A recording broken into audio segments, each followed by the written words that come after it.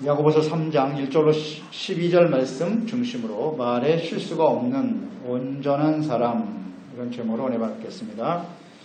잘 알려진 이혜인 시인의 말을 위한 기도라고 하는 글의 일부를 소개합니다.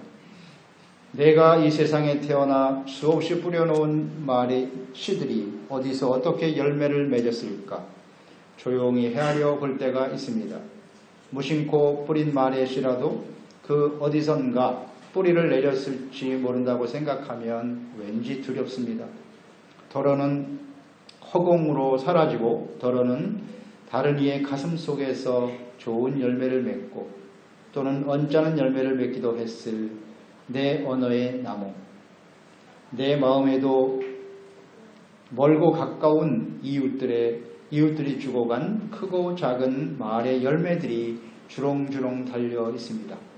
매일매일 돌처럼 차고 단단한 결심을 해도 슬기로운 말의 주인이 되기는 얼마나 어려운지 날마다 내가 말을 하고 살도록 허락하신 주여, 하나의 말을 잘 탄생시키기 위해 먼저 잘 침묵하는 지혜를 깨우치게 하소서. 해프지 않으면서 풍부하고 강박하지 않으면서 유쾌하고 과장하지 않으면서 품이 있는 한마디의 말을 위해 때로는 진통 겪는 어둠의 순간을 이겨내게 하소서. 참으로 아름다운 언어의 집을 짓기 위해 언제나 기도하는 마음으로 언제나 책임있는 말을 갈고 닦게 하소서. 좀 더 겸손하고 좀 더 인내하며 좀 더 분별 있는 지혜와 사랑의 말을 하게 하소서. 나날이 새로운 마음, 깨어있는 마음, 그리고 감사하는 마음으로 내 언어의 집을 짓게 하시어 해처럼 환히 빛나는 삶을 당신의 은총 속에 이어가게 하소서. 아멘. 말은 하나님의 형상대로 지음받은 사람들에게 주신 하나님의 선물이고 또 능력입니다. 하나님께서는 말씀으로 천지 만물을 창조하셨습니다. 하나님의 형상대로 지음받은 사람들 역시 말로 우리의 인생을 만들어 가는 것입니다. 독일의 유명한 실존주의 철학자인 하이데거가 언어는 존재의 집이다, 이런 말을 했습니다. 그러니까 이 세상에서 우리가 존재하는 동안에 살아가는 것은 눈에 보이는 공간, 집이나 건물에서 살아가는 것이기보다는 사람들이 하는 그 말을 통해서 그 말 속에서 우리의 인생을 살아가는 것이다, 그런 의미일 것입니다. 그래서 생명과 사망, 행복과 불행, 성공과 실패, 우리의 인생에 일어나는 모든 일들이 우리의 언어를 통해서 이루어진다는 것입니다.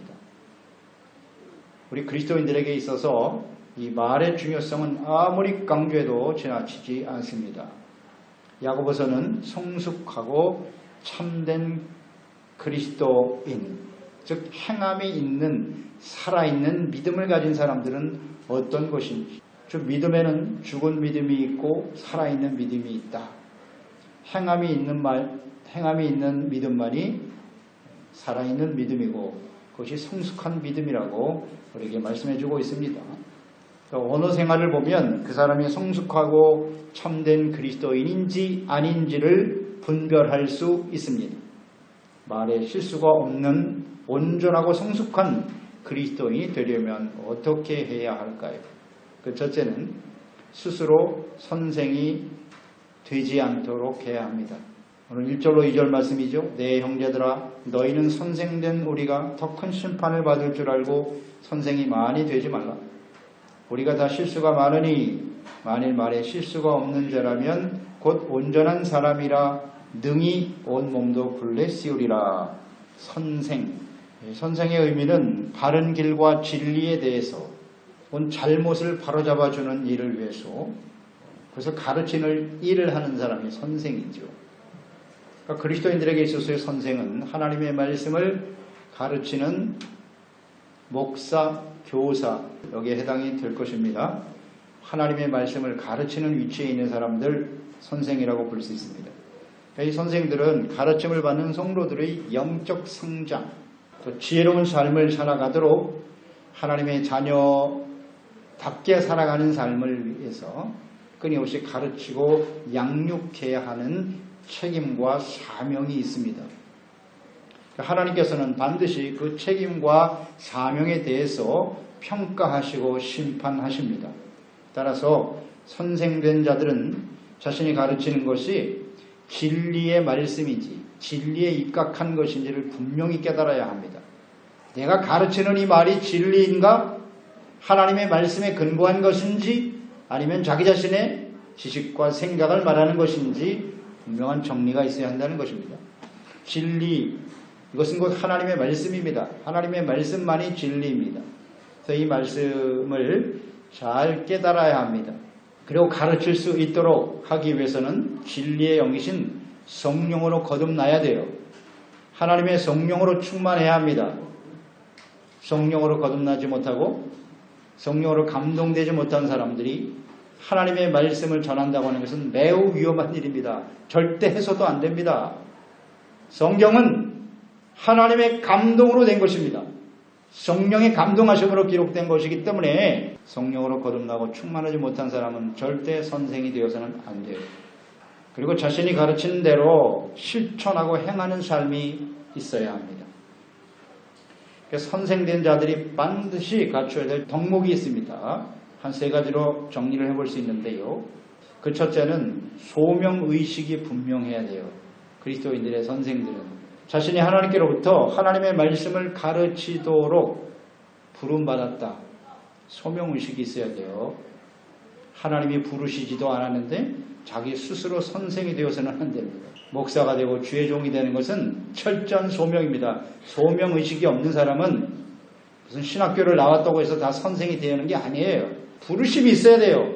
고린도전서 12장 28절이죠. 하나님이 교회 중에 몇을 세우셨으니 하나님이 교회 안에서 세우셨다. 첫째는 사도요, 둘째는 선지자요, 셋째는 교사요, 그 다음은 능력을 행하는 자요, 그 다음은 병 고치는 은사와 서로 돕는 것과 다스리는 것과 하나님께서 교회 안에 하나님의 말씀을 가르치는 교사, 선지자, 사도 혹은 목사 하나님이 세우신 거예요. 부르셨다는 겁니다.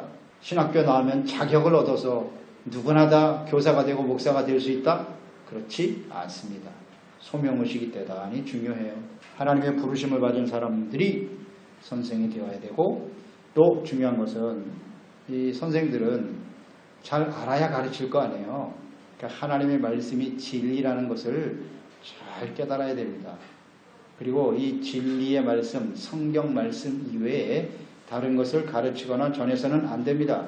하나님의 말씀 앞에 무엇을 더하거나 빼면 반드시 하나님께서 심판하신다 그랬어요. 그 받을 심판이 매우 큽니다. 두 번째는 자신에게 주어진 교사로서의 은사가 중요하고 그 다음에 사명에 충실해야 한다는 것입니다. 이 선생이 많이 되지 말라라고 하나님 말씀은 하나님의 부르심과 은사 또 주신 교사로서의 사명을 하지 말라는 것이 아닙니다. 그런 뜻이 아니고 오히려 자신에게 주어진 사명에 충실하고 불성실하게 되면 더 큰 심판을 받게 된다는 뜻이겠죠. 선생이 되어 가르치는 일, 그리스도인들의 선생은 자신의 생각과 뜻을 가르치는 게 아니에요. 자신의 능력으로 자신이 가지고 있는 많은 지식으로 가르치는 것이 아닙니다. 성령께서 주시는 가르치시는 가르침의 은사가 있어요. 성령이 보여주는 은사를 가지고 사명을 감당해야 합니다. 성령이 보여주는 은사로 가르치기 위해서는 어떻게 해야 합니까? 항상 말씀과 기도로 깨어 있어야죠. 하나님의 말씀을 주야로 묵상하고 연구하고 또 성령의 인도하심을 따라 하나님의 말씀과 뜻을 잘 이해하고 본인이 먼저 받아들여야죠. 그 말씀 앞에 드러난 자신의 모습을 내려놓고 구체적인 삶의 모습으로 변화되어져 가는, 그래서 하나님의 말씀을 진리로 확신하면서 가르치고 증거하는 사람들이 되어야 하는 것입니다. 그러니까 하나님의 말씀 묵상하고 기도하는 일, 성령의 인도하심을 받는 이 일을 한순간도 게을리해서는 안 돼요. 게을리하는 그 순간 우리는 부패할 수밖에 없고요. 잘못된 말을 전할 수밖에 없게 돼요. 하나님의 말씀을 올바로 증거하고 가르칠 수도 없어요. 참 중요합니다. 각자에게 주어진 은사와 사명을 가지고 우리가 아무리 수십 년 목회를 하고 하나님의 말씀을 가르쳤어도 지금 현재 내가 기도와 말씀 묵상하는 일을 게을리한다면 그것은 하나님의 말씀을 바르게 전달할 수 없어요. 세 번째, 선생은 말로 가르치기 때문에 말에 실수가 없도록 해야 한다는 것입니다. 말로 인해 많은 실수를 하고 죄를 짓기도 하죠. 선생들은 말에 실수가 없는 온전한 성숙한 종들이 되어야 한다는 것인데요. 하나님의 말씀을 가르치는 목사나 교사라고 해서 그 사람이 완전한 사람이냐? 그렇지 않습니다. 완전하지 못해요. 하나님의 말씀을 가르치는 오히려 더 많은 말을 하기 때문에 실수가 더 많지요. 선생들은 말을 절제할 수 있는, 다스릴 줄 알아야 돼요. 내가 이 말이 진리에 입각한 말씀인지 하나님의 말씀인지를 똑바로 가르치고 전해야 되고, 또 하나님의 성령의 인도하심을 따라 이 말을 절제할 줄 알아야 돼요. 내가 이 말을 할 때 상대에게 어떤 영향을 주는가 잘 생각하고 말해야죠. 절제하고 다스릴 수 있어야 한다. 그래서 말은 마음에 있는 생각과 뜻을 전달하는 것이기 때문에 항상 마음과 생각을 하나님의 말씀과 성령으로 다스리며 절제할 수 있어야 한다는 것이에요.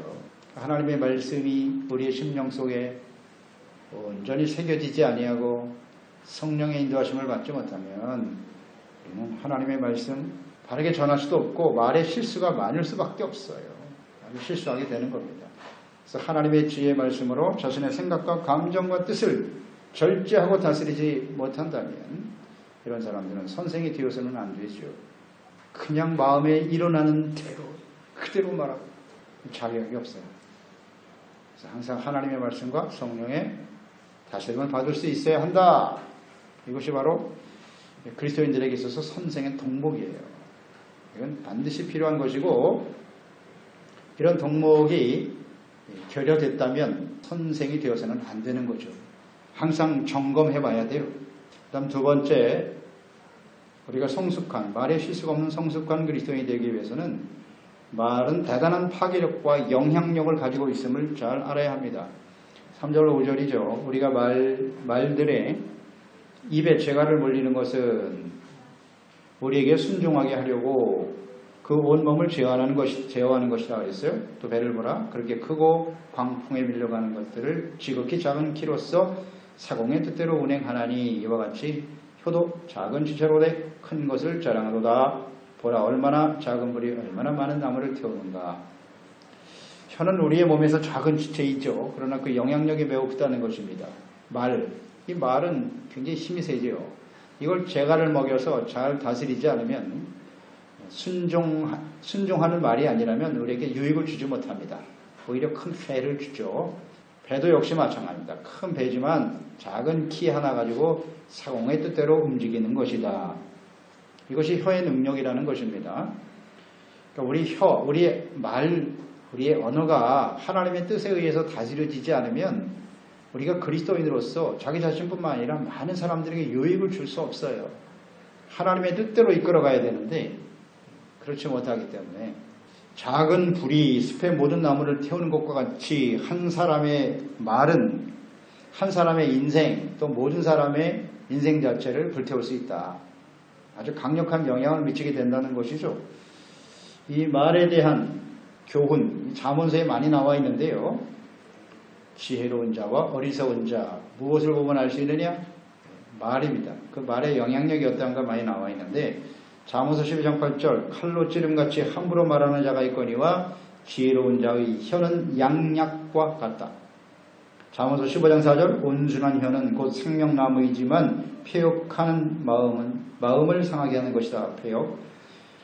18절 21절에 보면 죽고 사는 것이 혀의 힘에 달렸나니 혀를 쓰기 좋아하는 자는 혀의 열매를 먹으리라. 죽고 사는 문제가 혀에 말에 달려있다. 잠언 21장 23절 입과 혀를 지키는 자는 자기의 영혼을 환난에서 보전하느니라. 아주 중요한 것이 바로 말이다 그랬습니다. 우리 속담에도 보면 말 한마디로 천냥빚을 갚는다. 말 한마디가 그렇게 아주 중요한 영향을 준다는 것이고요. 또 말이 씨가 된다는 말도 있죠. 입술에 말한 대로 그대로 이루어진다. 그만큼 말이 중요성을 강조하는 것이겠죠. 말은 쏟아진 물과 같다라는 말도 있죠. 한번 쏟아진 물은 다시 주워 담을 수 없듯이 우리의 말은 다시 주워 담을 수 없다. 조심해서 말해야 된다라는 속담이지요. 야고보서 3장 6절로 이어집니다. 혀는 곧 불이요 불의 세계라 그랬어요. 불의의 세계라 그랬어요. 우리 지체 중에 온몸을 더럽히고 삶의 수레바퀴를 불사르고 그 사르는 것이 지옥불에서 나느니라 그랬네요. 혀가 불의의 세계래요. 그러니까 모든 것을 태워버리는 불과 같아서 우리의 온몸을 태우고 또 우리 인생 전체를 불태워버릴 수도 있다. 불태워진다. 이것은 불의에 대한 하나님의 심판이겠죠. 우리가 하는 말은 반드시 하나님 앞에서 심판받게 돼 있어요. 마태복음 13장에 예수님께서 분명히 말씀하셨거든요. 그런데 이 말이라고 하는 것이 그 불이 지옥불에서 난다 그랬어요. 혀에 악한 영향력이 있는데, 그러니까 악한 말, 이 말의 근원이 어디냐? 지옥불이다.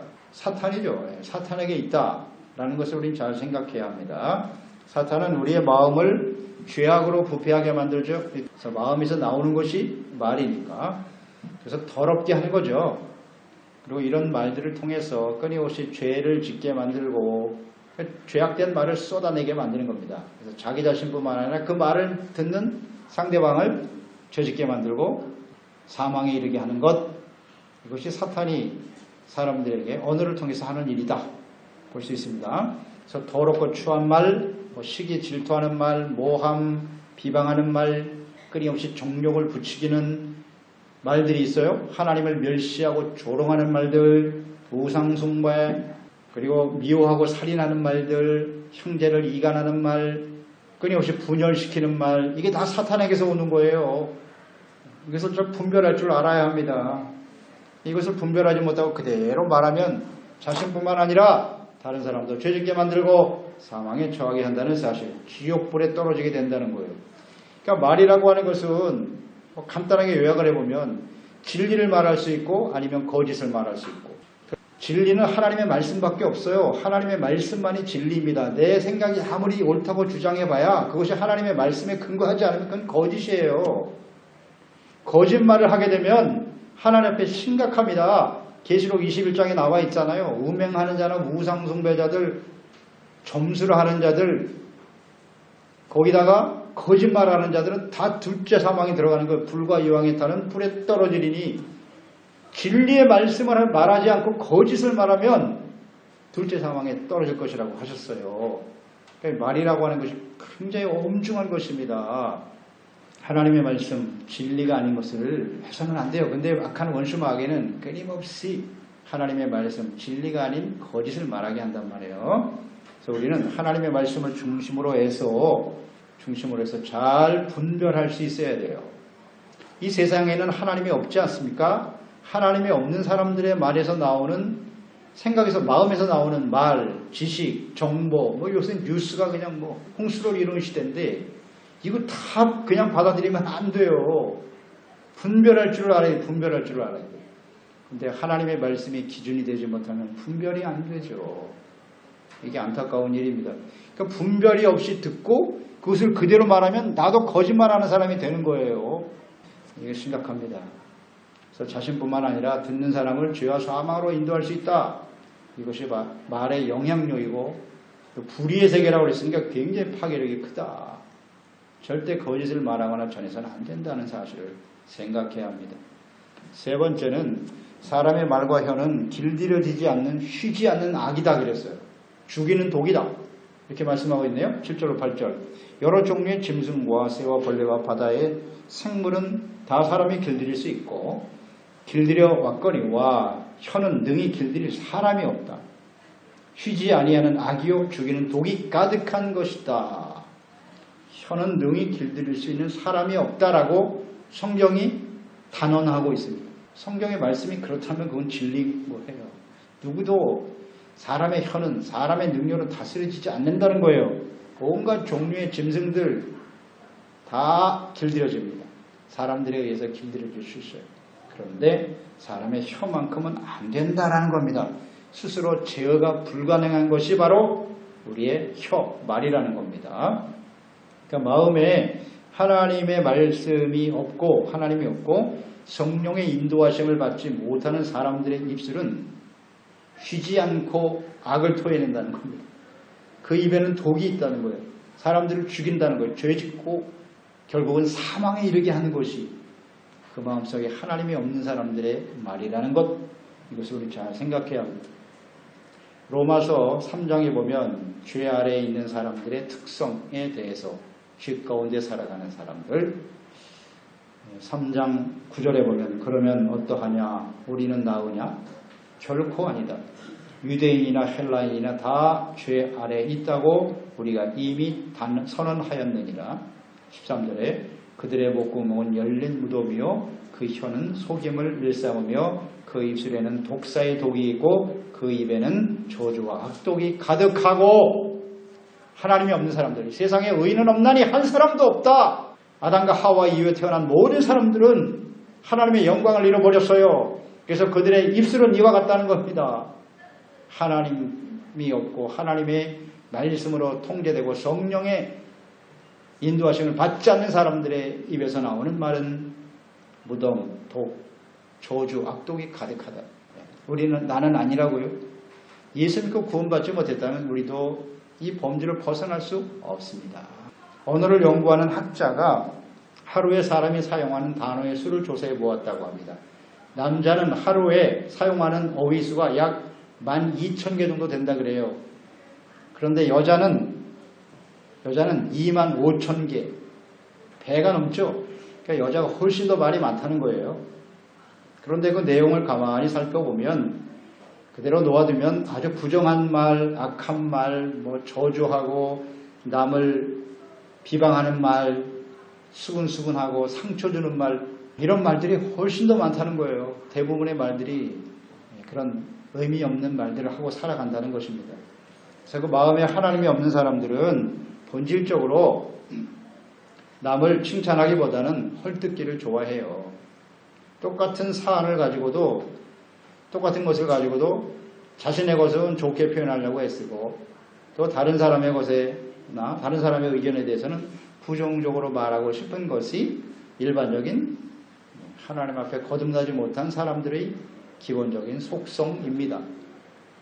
그래서 하나님의 말씀과 성령의 다스림이 없는 혀는 쉬지 않고 어리석고 밀어내서 악을 쏟아낸다라는 것을 우리는 인정해야 합니다. 그러니까 하나님이 없는 사람은 말할 것도 없지만 여기에 분명하게 우리는 생각해야 될 것이 뭐냐면 예수 그리스도를 믿고 구원받은 우리들이라 할지라도 우리의 마음속에 하나님의 말씀과 성령의 인도하심을 받지 못하면 하나님을 믿지 않는 사람들과 같다는 거예요. 말씀을 매일매일 묵상해야 돼요. 가까이 해야 합니다. 그 말씀 앞에서 내가 생각하고 말하는 것이 진리인지 아닌지를 분별하지 못한다면 뭐가 다르겠어요? 교회 다닌다고 해서 그리스도인이라고 하는 이름만 가지고 있다고 해서 그 사람이 온전한 사람이냐? 그렇지 않아요. 말씀과 성령 인도하심을 끊임없이 받지 않으면요, 덕이 안 되는 겁니다. 그리스도인들이 말이 잘못되어 있잖아요. 잘못된 지식을 받아들여서 하나님의 말씀 진리를 전해드릴 사람들이 세상 말을 하고 있단 말이에요. 심각하죠. 사람으로서는 이 말과 혀는 절대로 길들일 수 없다고 그랬죠. 사람은 할 수 없지만 오직 하나님만이 혀를 길들일 수 있다는 의미예요. 하나님만이 하실 수 있습니다. 그래서 말씀 묵상을 통해서 말씀이 우리의 마음에 새겨지도록 간직하도록 해야 합니다. 또 끊임없이 기도를 통해서 성령의 인도하심을 따라 살아갈 수 있도록 성령이 우리의 마음과 생각과 우리의 말을 다스려 주시도록 끊임없이 기도하고 힘써야 돼요. 세상에서 우리가 얼마나 더 많은 것을 누릴까? 그런 기도만 하지 말고 어떻게 하면 우리가 그리스도인답게 하나님의 자녀답게 빛된 자녀로서 우리의 언어, 우리 사람들에게 보여줄 수 있는 것은 우리의 말과 행동뿐이잖아요. 무엇으로 보여줄 것입니까? 세상 사람들에게 우리가 그리스도인인지 아닌지를. 그러니까 말이 얼마나 중요해요. 그러니까 오늘도 성령의 인도하심을 따라 진리의 말씀을 전하게 하시고 말하게 하소서, 이게 기도 제목이 돼야 되잖아요. 시편 141편 3절로 4절이죠. 여호와여 내 입술에 파수꾼을 세우시고 내 입술에 문을 지키소서. 내 마음이 약한 일에 기울어 죄악을 행하는 자들과 함께 악을 행하지 말게 하시며 그들의 진수성찬을 먹지 말게 하소서. 기도잖아요. 기도. 우리의 언어 생활이 얼마나 중요한 것인가를 알고 성령님의 인도하심을 받을 수 있도록 기도해야 합니다. 네 번째, 성숙한 온전한 그리스도인들, 말에 실수가 없는 그리스도인이 되기 위해서는 혀의 이중성에 주의해야 한다는 것이에요. 9절로 12절이죠. 이곳으로 우리가 주 아버지를 찬송하고 또 이곳으로 하나님의 형상대로 지음을 받은 사람을 저주하나니 한 입에도 찬송과 저주가 나오는도다. 내 형제들아 이것이 마땅하지 아니하니라. 샘이 한 구멍으로 어찌 단물과 쓴물을 내겠느냐. 내 형제들아 어찌 무화과나무가 감람 열매를 포도나무가 짠물이 단물을 내지 못하느니라. 아멘입니다. 마음에서 나오는 말은 깊은 바위에서 솟아나는 샘물과 같다. 샘물. 그러니까 마음속에 있는 것이 자연스럽게 말로 나오는 것입니다. 그러니까 하나님의 은혜로 죄사함 받고 의롭다함을 얻고 구원받은 성도들, 하나님의 은혜를 받은 성도는 은혜로운 말이 나와야죠. 감사가 나와야 되고 찬송의 말이 나와야 되는 것입니다. 자비와 긍휼의 말이 나와야 정상이죠. 그게 진짜 구원받은 사람들이죠. 그게 마땅한 것입니다. 이제 하나님의 은혜에 감사하고 찬송하는 입으로 하나님의 형상대로 지음받은 사람들과 형제들을 끊임없이 비방하고 정죄하고 저주하고 이건 있을 수 없습니다. 그런 말이 나온다라고 하는 것은 말이 안 되는 소리인데 그리스도인들에게는 정말 안 될 일인데 말입니다. 오늘 말씀처럼 그러나 한 입에서 찬양도 나오고 저주도 나오더라는 거죠. 그러니까 인간의 혀가 이렇게 이중성을 가지고 있다는 거, 이걸 인정해야 해요. 그래서는 안 되는데 이것이 현실적으로 나타날 수밖에 없다라는 것입니다. 그래서 한 샘에서 단물과 쓴물이 나올 수 없죠. 또 무화과나무가 감람 열매를 맺을 수 없죠.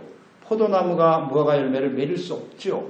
그래서 하나님의 말씀이 씨앗과 같은 것이다. 열매를 말씀하고 있으니까 그 말씀이 씨앗이 되어 우리에게 심겨지면 반드시 열매가 나타나겠죠. 그 열매가 이제 우리의 언어로 나타나게 되는 것이다. 거두게 된다는 것입니다.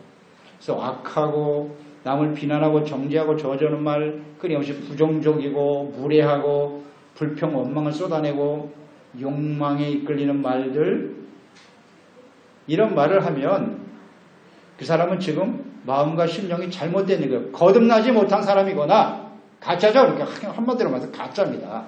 가짜거나 아니면 예수를 믿고 구원받은 이후에 아직도 하나님의 말씀 묵상과 성령의 인도하심을 받지 못하고 있거나 둘 중에 하나겠죠. 간단합니다. 열매를 보면 아는 거예요. 열매라는 게 무슨 뭐 거룩한 모양이 아니고 예배를 몇 번 드리고 뭐 얼마나 대단한 역사를 이런 게 아니고요. 우리의 언어 생활을 보면 안다는 거예요. 이건 속일 수가 없어요. 위로를 줘야죠. 용기를 주는 말, 뭐 칭찬, 감사. 하여튼 감사가 제일 중요한 것 같아요. 감사의 말이 항상 넘쳐나야 돼요. 믿음, 소망, 사랑의 말을 해야 되죠. 그래서 이런 말들이 씨앗으로 심겨지는 거예요. 자기 자신에게도 심겨지고 사람들에게도 심겨지는 거예요. 그래서 그런 열매가, 선한 열매가 나타나게 되는 것이죠. 특히 이 말과 관련해서 이 어린 아이들, 자라나는 아이들에게 부모와 선생님이 어떤 말을 하느냐, 이것은 매우 중요하다고 하죠. 그 말이 그 아이들의 마음속에 그대로 씨앗으로 뿌려지는 거예요. 심겨져서 그것이 점점 자라서 그 열매로 성장하게 되는 거예요. 그러니까 부모가 맨날 아이들을 욕하고 저주하는, 어떻게 자식한테 저주한 말을 합니까? 툭하면 욕하고 그냥. 이렇게 이런 말을 듣고 자란 자녀가 훌륭한 자녀가 될 수 있을까요? No. 절대 그럴 수 없어요. 말이 그 아이의 인격을 형성해 버리는 거예요. 어렸을 때 부모에게 상처받고 자라는 애들은 절대 큰일을 해낼 수 없어요. 인격이 말아설 수 없어요. 예일 대학교 심리학교 교수인 로버트 스톤버그라고 하는 교수가 있는데 그가 쓴 끌리는 사람은 1%가 다르다. 그런 책이 있어요. 그 글에 보면은 칭찬의 중요성에 대해서 다음과 같이 설명을 하고 있는데 처음 보자마자 마음에 끌리는 사람은 누구냐? 입에 발린 말, 아부가 아닌 진심에서 우러나오는 한마디의 칭찬. 이 말을 할 수 있는 사람이 호감이 간다는 거죠. 그 사람에게 끌린다.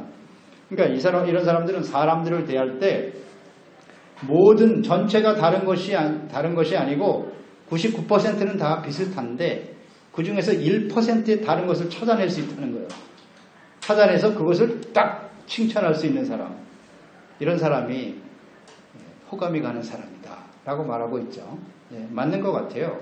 그러니까 한마디의 말, 다른 사람이 그렇게 크게 다르지 않아. 다 비슷하긴 한데 뭐 사람들이 볼 땐 전혀 칭찬할 것이 없는 사람일 수도 있는데 그 중에서 1%의 칭찬할 것을 찾아낼 수 있단 말이에요. 그래서 그 말을 아이들에게 해주는 거예요. 혹은 사람들에게 해줄 수 있다는 거예요. 이것이 그 아이나 삶에 엄청난 영향을 미친다는 거예요. 그래서 아주 나중에 훌륭하고 위대한 사람이 될 수 있다. 이렇게 증거하고 있네요. 그래서 특히 아이들에게 사랑한다라는 말 자주 해야 됩니다. 너는 훌륭한 사람이 될 거야. 아무것도 아닌 한마디지만 또 너는 하나님의 사랑받는 아주 귀한 존재란다. 이런 말을 끊임없이 심어주는 거죠. 그럴 때 그것이 씨앗이 되어 자라나서 결국 위대한 사람의 열매를 맺게 해준다는 것입니다. 말씀이 씨앗이다. 그만큼 중요한 영향을 미친다는 걸 생각해야 합니다. 그래서 구원받은 그리스도인들로서 우리는 우리의 혀의 이중성을 잘 생각해야 합니다. 있어요. 우리 그런 생각과 마음이 벌써 마음에 갈등하고 있지 않습니까? 우리 마음에서부터 구원받았다고 하면서도 육체의 소욕이 강하고 성령의 소욕과 끊임없이 싸우고 있는 것이 사실이니까. 그래서 이것을 잘 분별해서 우리가 말을 올바르게 해야 돼요. 에베소서 4장 29절처럼 무릇 더러운 말은 너희 입 밖에도 내지 말고 내면 안 돼요. 내지 말고 오직 덕을 세우는 데 소용되는 선한 말을 하여 듣는 자들에게 은혜를 끼치게 하라. 말은 들으라고 하는 거니까 분별이 있어야 되겠죠. 마음에서 분별하고 정리하고 절제하고 덕이 안 되는 말은 아예 입 밖에도 내지 말자는 거예요. 생각까지는 할 수 있어요. 영향을 받으니까 정리하고 은혜와 덕을 끼치고 선한 말, 겸손한 말이죠. 의로운 말, 정직한 말, 진실된 말들 이것을 우리가 할 수 있어야 해요. 절제하고 다스릴 수 있도록 끊임없이 말씀 묵상과 성령의 인도하심을 구하는 저희들이 되어야 해요. 그래야 온전한 우리가 그리스도인으로서 성숙한 그리스도인으로 살아갈 수 있는 것입니다. 그러니까 믿음, 야고보서는 행함 있는 믿음이죠. 행함이 없는 믿음은 죽은 거라 그랬으니까 그 행함이 뭐냐? 바로 우리의 언어 생활이에요. 그래서 그 사람의 언어 생활이 어떠한가를 보면 그게 진짜인지 가짜인지를 알 수 있다는 겁니다. 그래서 우리의 말을 항상 주의 깊게 자기 자신을 좀 먼저 말씀에 비추어서 잘 절제하고 다스릴 줄 아는 은혜와 덕을 끼치는 말을 통해서 성숙한 온전한 그리스도인으로 하나님 앞에 세워지는 종들이 되시기를 축원합니다. 그렇습니다. 하나님 아버지, 오늘도 주님의 말씀을 대하면서 야고보서는 행함 있는 믿음, 진짜 믿음이죠. 야고보서를 우리가 묵상해 보면 우리가 진짜인지 가짜인지, 우리의 믿음이 진짜인지 가짜인지 확실하게 드러납니다. 특히 언어 생활을 통해서 그 사람이 어떤 사람인지를 알 수 있다. 성숙한 사람, 참된 그리스도인은 언어 생활부터가 달라요. 그저 선생이 되어 사람들에게 가르치는 것만을 좋아하는 그런 게 아니라 사실 두려운 일이죠. 남을 가르친다는 것은 우리가 진리의 말씀에 입각해 있어야 하고 그 언어, 혀, 말의 영향력이 얼마나 큰가를 우리가 잘 알기 때문에 함부로 말하지 않도록 언제나 진리의 말씀에 입각해서 잘 절제하고 다스림으로써 이 말 한마디가 사람을 죽일 수도 있고 살릴 수도 있거든요. 그래서 항상 진리에 입각해서 진실과 정직한 말을 은혜를 끼치고 많은 사람들에게 기쁨을 줄 수 있는 말을 할 수 있는 저희들이 다 될 수 있도록 도와주시옵소서. 예수님의 이름으로 기도드리옵나이다. 야고보서 3장 1절로 10